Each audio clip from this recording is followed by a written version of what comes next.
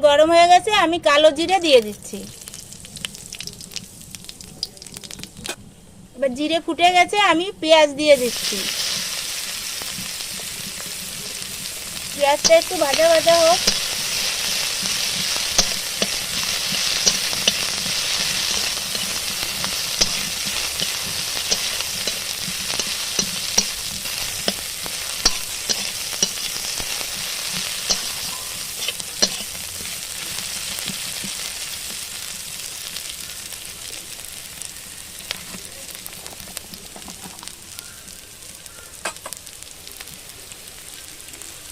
এই দেখো, আমি বেগুন আর ঝিঙে কেটে রেখেছি।